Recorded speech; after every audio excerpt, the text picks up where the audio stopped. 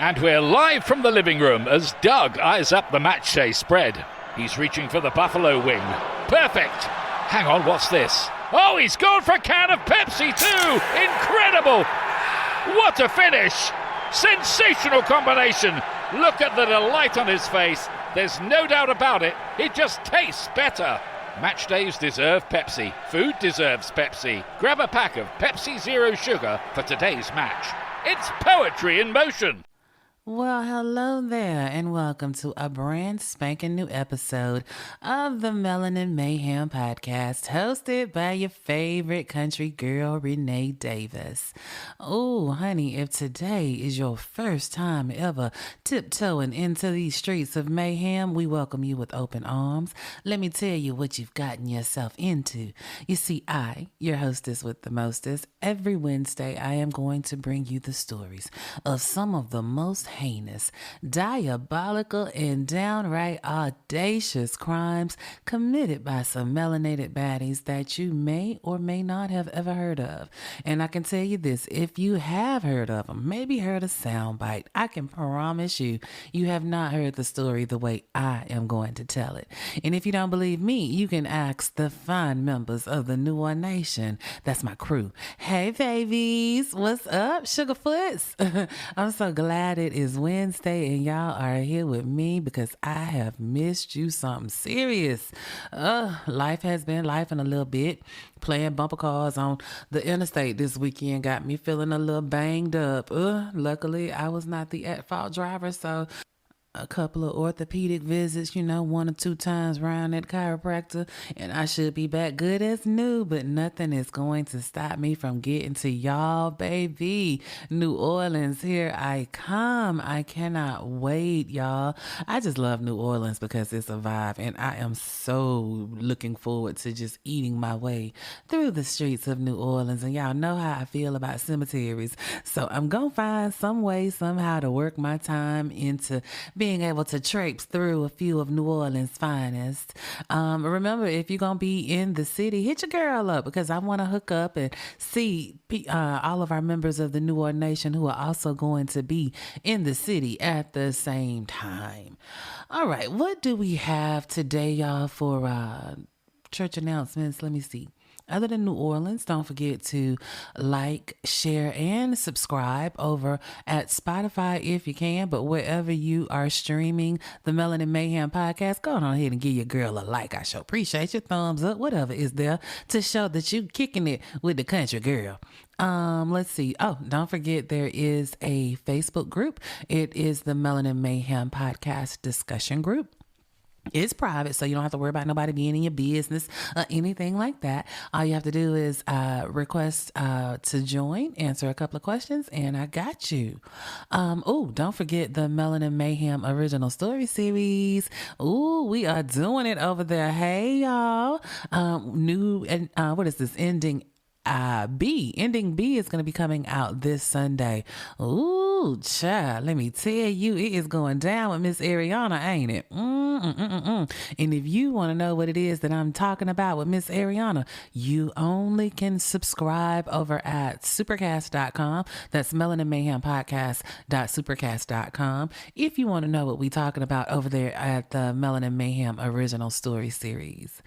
All right, let's see. I think that's all we got today for church announcements. Govern yourselves accordingly. Let's see. This week, I read this story and I was like, OMG. I mean, it started off with a bang, almost like literally. And at first I was like, what in the what? And then as I read and got deeper into as much information as I could find, it made me sad, y'all, because this is another one of those stories about marginal women that fall through the cracks. When I tell you what happened in this situation and how it was grace of God and of course that thing called DNA that brought all of these crimes to light, but what if the DNA was not there? What about the crimes that may have been committed and no DNA was collected?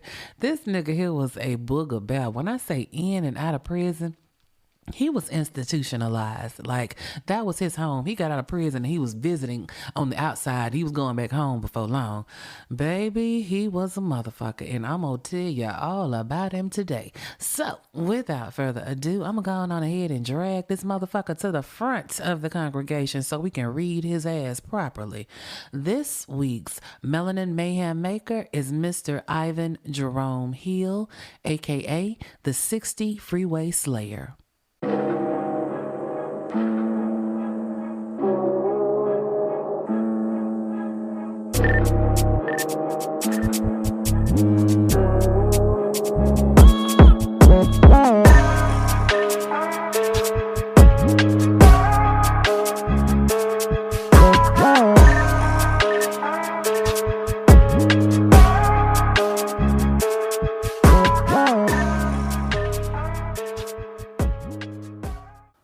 All right, New Orleans Nation and friends, shall we go on ahead and get into this thing?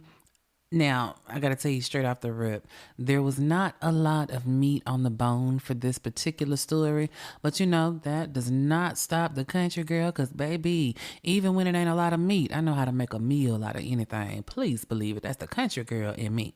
So, without further ado, Ivan was born March 30th, 1961 in Los Angeles, California. Now, I have no idea who Mr. Hill's parents were. I do know that he had a mother and a father, and he had at least 2 sisters. How he fell in the mix with his siblings, I don't know. But I know that his home was turbulent. Daddy Hill, oh baby, that motherfucker was shell-shocked. And it's crazy because from outward appearances, it did not appear that Ivan was going through a lot in his home life. Everything on the outside while he was at school, it seemed like everything was good. But baby, when he was 8 years old, we talking 1968, Christmas Day, December 25th. Tell me why Ivan Hill's father, Daddy Hill, why he shot his mama in the face with a motherfucking 22. What? In the face on Christmas? That's a hell of a goddamn Christmas gift. Like, what in the hell? And this boy is 8 years old. He does it in front of these children. Can you say traumatized? But baby, Mama Hill, ooh, she must have had a praying grandmother, because Sister Girl survived. Baby. Now, she was fucked up. Please understand. Listen, let's not get it twisted. She was fucked up, but Mother Hill, she did survive. Now, Daddy Hill, they sent him to prison for that. And I don't know whether or not his mother divorced him or whatever, but they ended up moving to Pomona, California, right? And he goes to high school, Pomona High School. And while he was in high school, again, outward appearances, it looked like Ivan was a normal kid. He played sports. He was captain of his football team. I mean, outgoing. His teachers, his classmates, nothing but good things to say about him. And because his father was now out of the house, he's the man of the house. You know how that shit happened. And it appeared like he was stepping up to the plate. He was being a little man. He was making sure his sisters were okay. Making sure his mama was okay, because I know she too was traumatized being shot in the face by her old man. Well, 1978, Ivan is about to graduate. He is 1 year away. He's finishing his junior year. Everything looks like it's good, right? Baby, tragedy strikes. And I'm talking about he begins to start doing drugs, and then it spirals. It reminded me, did y'all watch Snowfall? I don't know. Y'all know I like gangster shit, but Snowfall, the girl that played, what was his name? Oh my gosh, what was his name? Franklin Saint. The girl who played Franklin Saint's high school girlfriend, her name was Melody, and everything was going good, and Melody was about to go off to school, and then Melody tried crack. And it appears that Ivan kind of set the standard for that scene to play out, because that's exactly what he did. 1 year before he is to graduate, he gets addicted to drugs, and we know what happens when the drugs take over, and they, in his case, did indeed take over. So all of that bright future that we saw it just diminished. And now he starts to go into this life of petty crimes because he's got a habit to feed. And, when it comes to a drug habit, especially back then, baby, whatever was clever. We finna get to this money so we can smoke our backs out. And so he begins to run with another group of people who are also partaking in the crack rocket. And they doing all kind of shit to get the money that they need to get the crack that they like to smoke. And so in 1979, January of that year, beginning of the year, January 23rd, 1979 to be exact, he gets with some of his homeboys and they decide that they are about to go rob somebody. And it ends up being a liquor store in Glendora, California. That's like 25 miles to the northeast of LA. So he's with his homie. Homie's name is Vincent Myers. And so him and Vincent, they're going to go knock over this liquor store. Well, I don't know what happened inside of the liquor store, but it went from being a robbery to a killation. His homeboy Vincent, why he killed this man named Thomas Leavell and then shot somebody else, dude named Keith Hunt. Keith lived. He had a praying grandmother too. But Mr. Thomas, he's gone. And so they get caught. Apparently, not the brightest of criminals you were going to see. Now, Vincent, I think he was like 21 when this went down, and he went to court and they gave him life in prison, no chance of parole. But as far as Ivan's little ass was, now, even though he was 18, I'm thinking maybe he was the year 1979, he was gonna be 18 that year. So he was still 17 when he committed this crime with his homeboy. And because of that, and the fact that he was up in that bitch snitching, y'all know how I feel about snitching. If you in on the crime, you need to shut your ass up because you did that shit. But he was young and wanted some semblance of a life. So he flipped on Vincent and he basically was a state witness against Vincent in the crime. And so for that, he ends up getting 16 years for his sentence. And they send him off to the baby prison. Y'all know, YDC, Youth Development Center. Now, I don't understand, but again, it's 1979, and what I've seen in these cases from this particular time period is that the state really did treat youthful offenders as youth, unlike how we do now, right? So even though he was the 18th year of his life, they still let him go to YDC. Now, he did not do those 16 years, but while he was locked up, he ended up going to school, got his high school diploma, and he even enrolled and started taking some college courses. So you got to think that, maybe Ivan is going to get out and he's going to walk the right path and this is going to be a good story. Well, you also know that this is Melanin Mayhem, so chances of that happen, probably not that good. So Ivan would go on to do 7 of them 16 years, and so he back on the block for a quick visit, I will say, mid-1986, right? So he gets out and he gets a few little gig jobs because, remind you, he really ain't got no type of work background. He's been locked up since he was of legal age. So, warehouses, forklift shit, that type of work is really all that he could do. But he did it. But he still had a problem. He liked that crack rock, right? And so going to work for a regular schedule, that really didn't jive with what he had going on in his personal life, right? He's still on that shit. And so he's now ready to go back to laying a bitch down to go get what he want. And so you know what happens with that. He's in and out of jail like constantly. And so he gets popped and he is paroled in 1989. Again, this is aggravated assault type shit, robbery type shit. And he is home in 1989, but he don't stay long because, again, he's in and out of jail. In between the small jobs that he can find, he's still robbing and doing all types of young nigga shit. And so he is back in prison and he's released in February of 1993. But again, he's only home for a brief visit. Like, this is not his home. Prison is now his home. I feel like that is where he is most comfortable because he stayed in and out, and mostly in. He's out 1993, but he still got them sticky ass fingers, right? Still going to jail on some petty shit. Well, he's back to strong arming, and this is his 9 to 5. He ain't studying those warehouse jobs and things like that no more. And so he goes on this spree of robbing people, robbing businesses. Like, when I say a spree, when they finally grabbed him up, he had robbed 9 different individuals over this very short period of time. I mean, how the hell you lay 9 motherfuckers down?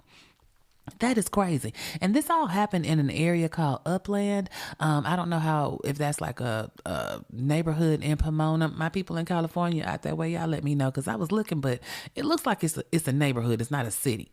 Anyway, he's done 9 robberies, and now it's time for him to go on back to his home over on Cell Block B. And so he gets arrested in 1994. So he's literally been out for about 12 months. 9, close to 11 months. And when he gets arrested, they end up sentencing him to 10 years this time. You gonna go sit your ass down. You robbed 9 times. But when you think about it, that's what, he got a year for every robbery. Well, no, 9, that would have been 9 years. I mean, that's crazy. That's crazy that he could have done that many robberies and all he got was 10 years. One robbery, 10 years, especially with a criminalistic past such as the one that he had. And maybe if they had arrested him and kept him in prison, we wouldn't be talking about some of the stuff that we're going to talk about.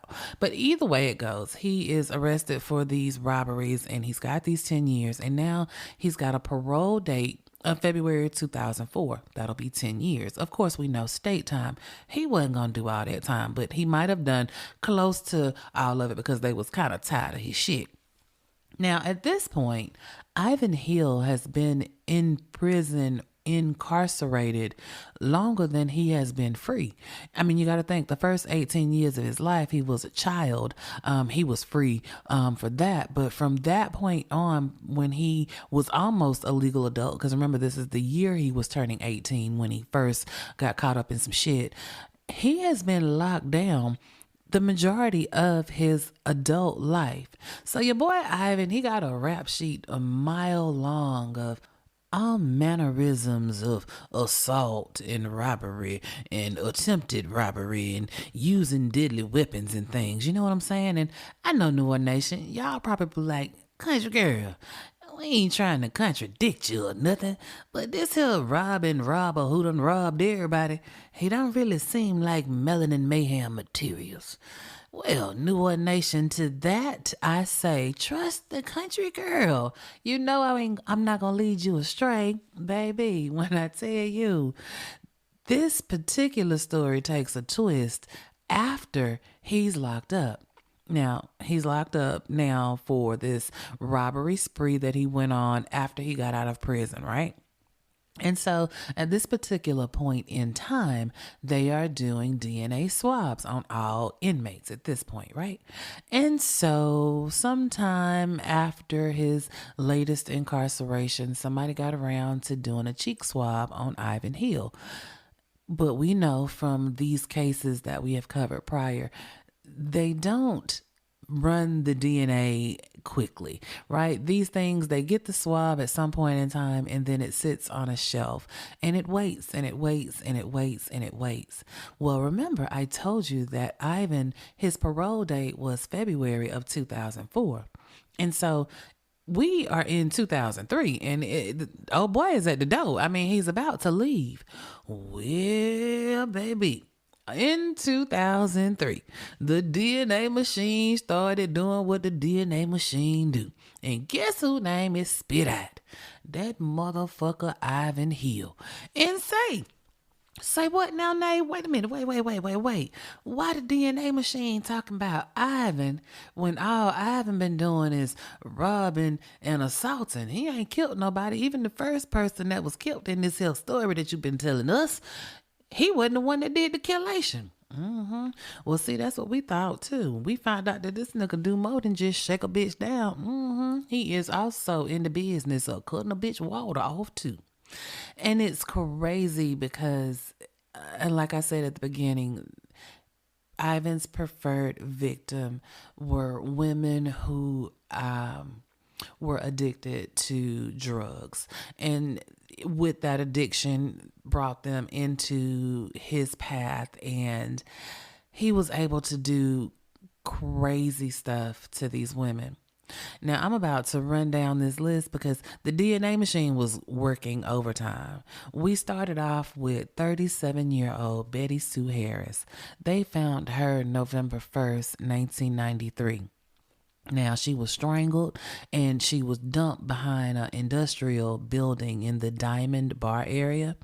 Now, Miss Betty, she was going to school, trying to do what she needed to do, but again, she found drugs and it got a hold on to her, and then she got cancer. And so, I don't know, maybe, the diagnosis of the cancer, it led her to, self-medicate, whatever the case may be. But she found herself some kind of way around Ivan because his DNA was collected off of her body. And of course, it wasn't until 2003, some 10 years after she was murdered, that they finally found out who the fuck killed Betty Sue. But guess what? I'm not done because the DNA machine spit out some more shit. 31-year-old Roxanne Brooks Bates. They found her November 5th, 1993. Mind you, that's just 4 days after Betty Sue. Now, Miss Roxanne, they called her Roxanne Bates, or she was also known as Roxanne Brown. She was strangled just like Betty Sue. She was strangled with some kind of cloth or something wrapped around her neck, and they found her in Chino. Now, Roxanne, too, they say, liked to indulge a little bit, but even doing drugs is not a reason enough for someone to take someone's life. But again, the crazy part about this, much like Betty Sue, when Roxanne was killed 4 days after Betty Sue, the police had no clue of who killed her, and for 10 years, her case sat unsolved. I wish I could tell y'all I was done, but I'm not. The DNA machine was like, oh, got a little bit more for you. We find out that 36-year-old Helen Ruth Hill was killed November 14th, 1993. That's like 10 days after Roxanne. Now, Helen Hill was also known as Helen Rudd, and they found her strangled as well, dumped behind a building in the City of Industry. That's in East LA, right? Helen had her hands bound behind her back. She had duct tape over her face, and she had been strangled with 2 pieces of cloth, right? Helen also liked to do a little something with crack rock. And she was also known because she had a couple of arrests for prostitution. But it doesn't matter. Helen was somebody's daughter. Helen was somebody's child. And Helen was killed in 1993. And nobody knew who her killer was until 2003, when the DNA machine started snitching on motherfucking Ivan Hill's ass. But guess what? I'm still not done, New Orleans Nation. Ivan was busy, and if you have not made the connection, 1993 was that 1 year period, that 11 and a half, 12 months when he was in between prison stints. And while he was out, in addition to the robbing and the assaulting, he was also killing. But the thing is, nobody knew. Like, not a soul had Ivan's name in their mouth for any of these murders. They're just unsolved. Cold cases getting colder and colder by the day. Now, she was killed on November 14th. 2 days later, New Orleans Nation, 2 days, November 16th, 1993. 35-year-old Donna Goldsmith. Now, Donna was from West Covina. She also was found strangled to death. She had duct tape apparently around her mouth, but it wasn't on her. Now, whether or not, why, I guess he took the duct tape off of her, I don't know, but they found the duct tape over by a trash can. They found rope, they found shoelaces, they found all kind of fabric and shit that he was using to strangle her. Like, he was strangling her with a variety of materials: a motherfucking shoelace, the goddamn rope, here goes some fabric. Like, how many times you gonna try to kill this woman? But the thing is there is really not much of a cooling off period, because these 4 murders have happened within the span of 16 days. That's a lot, New Orleans Nation. Like, Ivan, what the fuck? Now, mind you, Ivan is a crackhead, but he is not a unknown figure in the neighborhood. Like, people know Ivan. He still go to his mama house. He's still kicking it with his sisters. Everybody is just saying that Ivan is troubled. You know, he be in and out of prison because them drugs have him out here doing crazy stuff. But nobody knew the extent of the crazy shit Ivan was really out here doing. And these women losing their lives one by motherfucking one, and nobody knows that Ivan is the one that's doing it. And of course, while all of this is going on, none of this is being labeled as a serial killing. No. These were just individual murders. They were not connected. Nobody put out a all points bulletin or what is it, a Crime Stoppers reward. No, these women were just tossed aside. Another drug addict gone too soon. I wish I could say I was through that November 16th it all stopped, but it didn't, because he took about a month and a half off, and then he was back at it the following month, December 30th, 1993. Sir, this is the Christmas holidays. Why the fuck is you out here killing? I don't know, but 34-year-old Cheryl Sayers, she was his next victim. They found her strangled to death too. She was in Ganesha Park in Pomona. Now, he apparently is into this let me tie your ass up type situation, because Cheryl was tied up. She had was bound around her neck, around her wrist, and around her ankles. Like, she couldn't move at all. That has got to be like the absolute worst. Maybe not, I don't know. It's bad. I don't know if it's the worst, but the fear and the terror that these women had to go through in their final moments, because you kicking it with a dude thinking y'all finna get geeked or whatever, and he got some more shit on the menu that you wasn't interested in, then try to get down with, you know what I'm saying? Like, this is crazy. And y'all, I'm still not done. See, we thought he was just out here robbing. This nigga was out here killing just as much as he was robbing. His next victim was 33-year-old Deborah Denise Brown. Deborah was found January 12th, 1994. This is 13 days after Cheryl's murder. Now, Deborah, they found her in San Antonio Park. This was in Ontario, California. She too, like I said, she was strangled. They found a cloth wrapped around her neck, and you know, Deborah, like the rest of the ladies, had an addiction, and to treat her addiction, sometimes she sold a little poussey. You know what I'm saying? An even swap ain't no swindle. You know what you got to do what you got to do is what you got to do. But I'm saying that is not supposed to be a death sentence. That's not supposed to be permission for somebody to cut your goddamn water off. And again, the police are not bothered. Deborah's murder, much like Cheryl and Donna and Helen and Roxanne and Betty Sue, they're all unsolved murders, cold cases. It wouldn't be another 9 years before the police realized who it was that killed Deborah. And that's a sin and a shame in and of itself. But New Orleans Nation, it goes a little bit deeper because, yeah, he was robbing and aggravating assault out here in these streets. And now we know, ooh, this nigga was also out this motherfucker disconnecting folks. Bad, terrible, whatever. But how about this trifling, stinking motherfucker took it one step further? Y'all tell me why he was calling the police after he was killing these ladies. So these unsolved murders, right, that they are not connecting in 1993, 1994.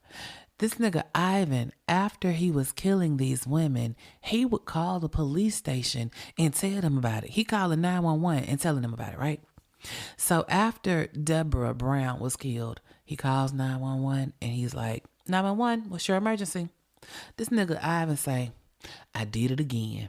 What? You did what again, sir? This motherfucker is like bragging almost. He's like, what is this? 5, 6, 7? Shit, I don't know. Hell, I forget. But whatever number she is, she out there. What? Nay, I know you playing. I promise y'all. I wish the fuck I was. No, he is calling 911. Telling them, hey, I just killed this woman. And oh, she over here by the such and such and such and such, right? He would hang up. And after, this is completely after Deborah's murder. He calls back and was like, hey, y'all better catch me before I kill again. What's taking y'all so long? I am appalled. I am fucking appalled. The audacity of it all to be taunting the police. But you know, I have a theory about that. I feel like he knew he could do that and get away with that because the police were not going to go all out. You know what I'm saying? They were not going to go hard in the paint for these women that they considered lesser than. Please understand, if Ivan Hill had been calling the police after Becky with the good hair had just been frizzled, it would have been a whole nother goddamn situation. You know what I'm saying? Let 6 white women come up dead. And then the killer is calling 911 to brag about it. Baby, it's going to be all over the news. Ooh, live at 5, 6, and 11. All over the front page. But because these were black women, women who like to partake in the crack rock, women who would sell a little something to get a little something, their cases were just shunted to the side. And I don't care what nobody say about, oh, we doing all this work, we doing all this, that, and the third. California, your police have had a reputation since Rodney King and before, remember? So the urgency clearly was not there because even in this case, it wasn't good old fashioned police work. You know what I'm saying? This wasn't shoe leather to the ground out here beating these streets to find out who killed these women. No, it was somebody finally getting around to putting some DNA in to be tested. The backlogs, we know all about that. Yeah, the backlogs. But it still took 10 years before anybody got around to figuring out who killed these 6 women. And even through it all, when it was going down in real time, you got somebody calling you, telling you, I'm doing it, nanny boo boo. I mean, that's basically what the nigga was doing, right? And y'all was like, well, shit, whatever. Next caller. Well, your boy Ivan Hill is already locked up because remember, he was supposed to be getting paroled in 2004. And so they didn't have to go on this great hunt to find where his murdering ass was. He was already state property. So they just went over there to the prison and charged his ass up with the murder of 6 women. And at this point, the press has gotten a hold to the fact that this cold case has been solved. These cold cases have been solved. And so now it's not quite front page news. It was on the front of the B section. You know what I'm saying? A couple in the bottom right-hand corner. Still not front page news because, again, the victims were not front page material for mainstream media. But they did at this point give him a nickname because, come to find out, the route, if you will, where all of these women were found, it was the Pomona Freeway. And that gave him a nickname of the 60 Freeway Killer or the 60 Freeway Slayer, because all of his victims were found along the Pomona Freeway. That was his killing fields. And so now this time for this nigga to sit his ass down while we get all of our ducks in a row and get ready to take this thing to trial. And one thing that struck me while I was researching this is, we've covered a lot of cases in California specifically during this time period. And California, y'all had a whole lot of serial killers on the loose at the same motherfucking time doing the same motherfucking thing. But, I mean, I get it. It was a lot. It was a lot of killing going on. But I can't help but wonder how many women died during that time period that their deaths were attributed to overdoses or were unsolved and never had any DNA collected. We know about 6, right? But my motto is wherever there's 1 or 2, there's 6 or 7 we don't know about. You know what I'm saying? So if right now we know about 6, it may be about 16 more out there, because he was on a spree. It was like every damn day this nigga woke up wanting to kill a bitch, right? Well, he's sitting and he cooling his heels already in prison, but now he's preparing to go to trial for 6 murders. And his trial started on October 23rd, 2006. Now, when it started, the prosecution came out swinging. They had these pictures of these women from the crime scenes, and they say it was gruesome. So gruesome that some people just had to leave the courtroom because they just could not look at that shit, which for the families of these women, I hate that the last image that they had to see was their loved one in such a grotesque way. But, the prosecution was trying to drive home a point.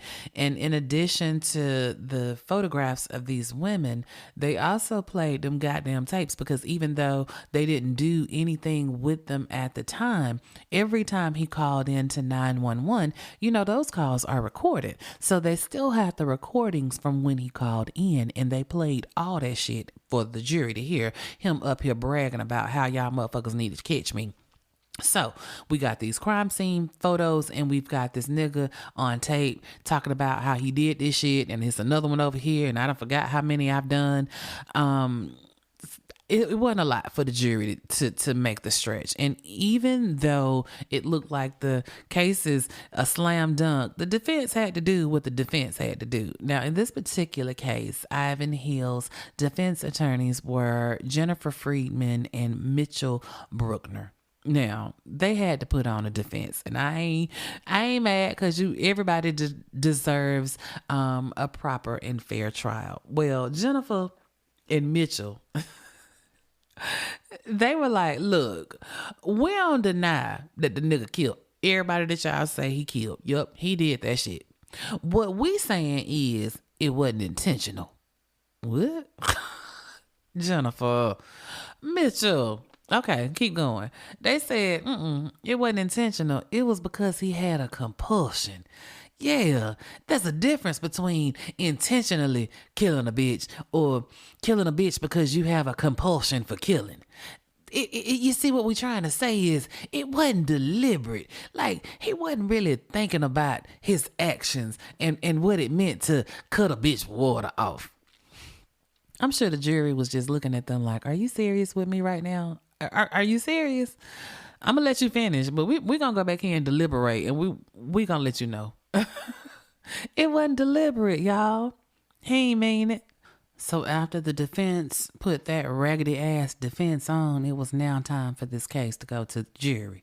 And on November 17th, after deliberating for about 4 days, the jury came back and was like, he did that shit and he meant to do that shit, and we gonna sentence his ass at a later date. But as it's for today, the motherfucker is guilty. Now, after the verdict is read, the sentencing doesn't usually happen the same day. You got to get some data together. The defense has got to ask for leniency. You know, they got to go through all that. But death penalty is on the table right now.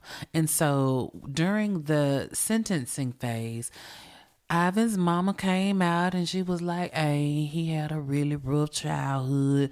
My husband used to beat the brakes off me, and you know what I'm saying? He seen me get shot in the face, and they had a real big effect on him. So if you don't mind, please don't kill my son. Please, please, please. I get so tired of hearing people say what happened to them in childhood is why they act the way they act in adulthood. It's a lot of people that have had a lot of fucked up childhoods, point blank, full stop. That doesn't mean you have carte blanche to go out and just act out. I mean, there's acting out. I mean, if you was out, when you was out here aggravating, assaulting, and robbing, they was basically, you know, letting you slide a little bit. You know, you got your commissary, you can come in and out of prison or whatever. But bruh, you took it up a notch. And instead of just assaulting and strong arming a bitch, you disconnecting motherfuckers, and you sneaking with the shit because didn't nobody even know about it. You got away with it forever. It wasn't like you had a attack of conscience and threw yourself at the feet of a police officer and said, oh Lord, I need to confess to you, I killed all these women and I need you to punish me. No. We had to find your ass, nigga. So why you got your mama up here talking about please, please, please? Mama, I'm so sorry that you caught a bullet to the face, but your son is a menace to society. And as such, I cannot condone his buffoonery out here in these motherfucking streets. He got to go. The jury, they deliberated again, and on January 2nd of 2007, they was like, nope, you can't stay here no longer. You got to go. And they sentenced him to death. That sound all well and good, but this is California we talking about. California ain't finna kill nobody. Baby, California is liberal, and they are not trying to hear that shit. It's a whole lot of people on death row, but they put a moratorium on that many moons ago, and that shit ain't likely going nowhere no time soon. So this is a death sentence in name only. He will die a natural death, the custody of California state prisons. Please understand. So he was already in prison when all of this went down. So now you just got you extended stay room at the motherfucking San Quentin prison because, you know, that's what they sent to all the death row inmates, right? Well, you would think that would be the end of the story, right? I be getting ready to tell you what his inmate number is. But guess what? That ain't the end of the motherfucking story, New Orleans Nation. Honey, tell me why. After he got sentenced in 2006, the motherfucking DNA machine started spitting out some more shit. We got two more. 35-year-old Lorna Patricia Reed was killed February 11th, 1986. Yes, honey, I said 86. We started in the 90s with these crimes. Baby, he was out here a killer that kills in the 80s. Yes, Lorna in 1986. And then another woman, Rhonda Jackson, she was found January 26, 1987. So at least almost 1 year apart. We know that Ivan Hill killed two women. Now, I don't get it. I know he was in and out of prison, but I gotta say, how many more? How many more? He didn't stop. I mean, every time he was out, he did something. That's clearly what his pattern is. So we need to figure out what women died during those times that he was out that are unsolved. What kind of DNA evidence do we have? Probably none. Well, after the DNA machine spit out Ivan's name for Lorna and Rhonda, he went on ahead and got charged again, and this time in May 15th, 2009, he pleaded guilty to killing Lorna and Rhonda. Sir, we know you did it. Like you just, I mean, and now that brings our total number of women to 8 women. 8 women And if 8 is what we got on paper now, again, how many more are there? I guess we'll never know. Now, Ivan Hill is inmate number F68281. Remember I told you he was at San Quentin because that's where all the killers go when they got to be disconnected in name only. But he up in age, and so they moved him over to the California Healthcare Facility. That's, I guess, the prison hospital, and that's in Stockton, California. And that, New Ordination, is the story of Ivan Hill, a.k.a. a motherfucker that was out here who we thought was just robbing, but a killer, a serial killer, and nobody had a clue. Thank you, Jesus, for DNA. Y'all, this story... I kept thinking, I told you I thought about Snowfall and Melody and how she ended up getting on drugs. But I also think about Shawshank, and about how the term institutionalized, that's when it first came to my purview. I feel like Ivan was institutionalized. He did good through school, got hooked on drugs, and then before he really became a legal adult to be able to go out into the world and attempt to start living life, he's behind bars. He's in prison at the YDC. And I think that just set the tone for it. Sure, environmental factors, yeah, we can take that into account, but Ivan had a choice, and he chose to be a serial killer.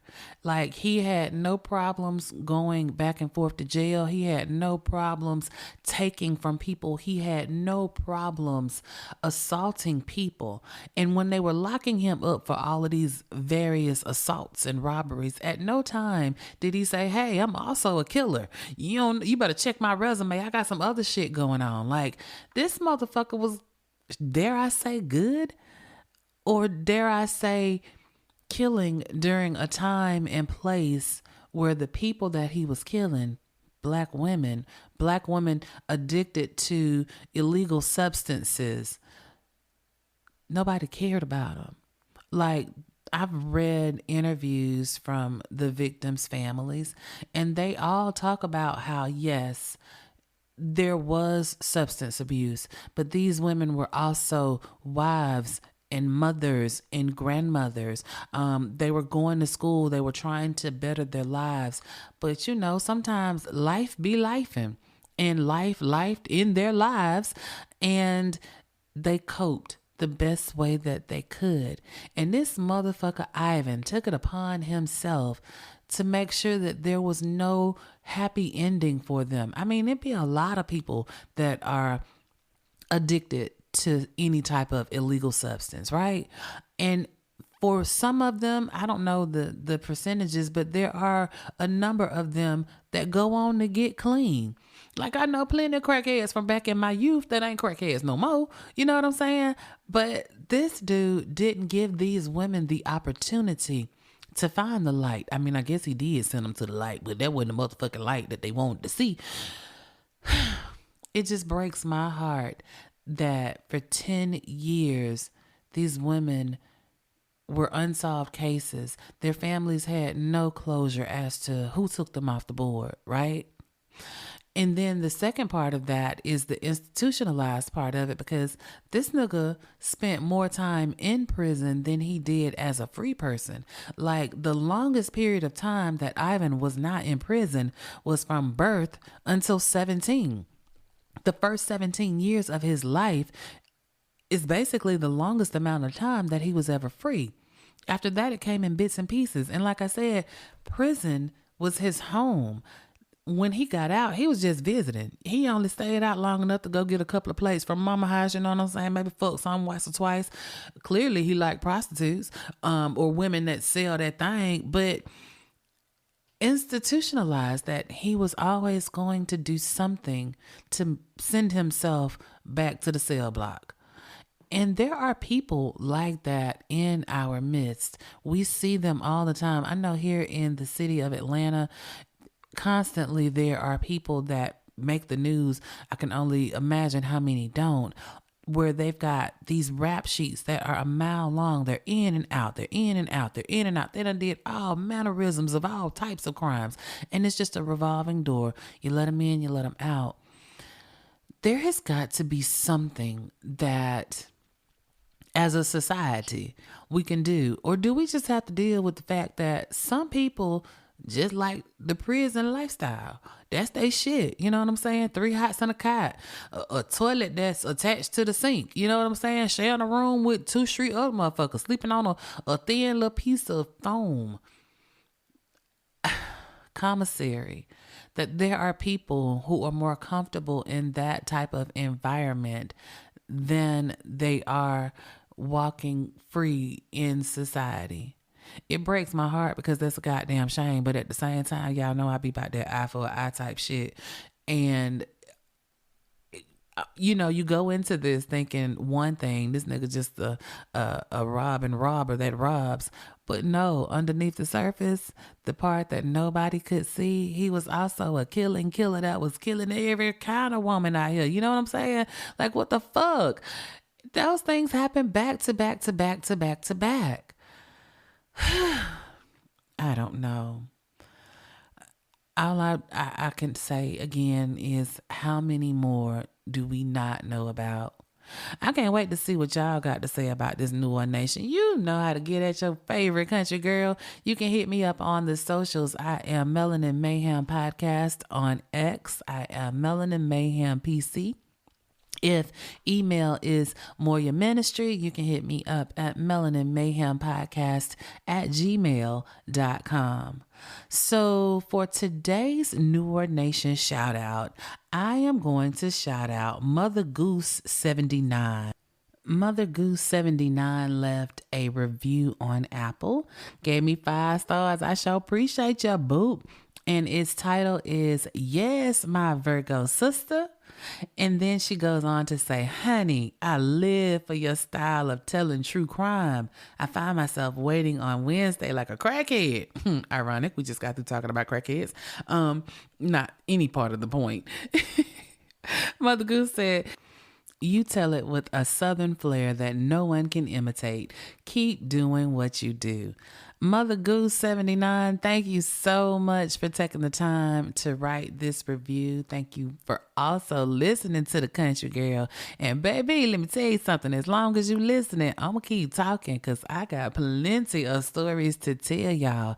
Sometimes, like I say, in many cases, there's not a lot of meat on the bone. But y'all know I be feeling like we need to still know about these stories. The reason there's not a lot of meat on the bone is because our stories don't get to play in the mainstream media as they should. So there's not a lot of ink. There's not a lot of investigation. There's not a lot of reporting. So I have to dig and search and put some stuff together and try to piece it together as best I can. But that's what I'm here to do, and make sure that my people, the New Orleans Nation, know these stories, because at the end of the day, we're out here trying to dispel a myth, right? Y'all know that's the reason for the season. They think that it's so many crimes that Black people don't commit, serial shenanigans being top of the line on many of these lists, if you will. And y'all, we do that shit. And that's why I bring y'all these stories. Of course, I try to bring a little humor to it, because this is some heavy shit we talking about, serial killing and other serial shenanigans. But it's, again, part of our history. We are excellent in so many things, but we also need to know so that we can watch our back that, you know what? All skin folks ain't kin folks. Amen. Amen. All right. Well, it is 3:30 in the morning. So actually I'm kind of early. I got a doctor's appointment in the morning, so I got to get up out of here, and I need to get in the kitchen and clean it up just a little bit. But New Orleans Nation, I so appreciate y'all for kicking it with the country girl today.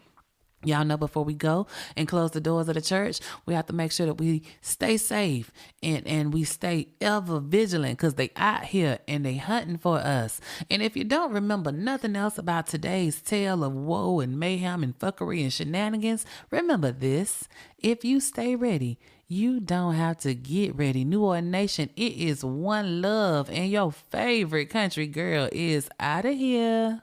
Woo-wee, Nana, you did that.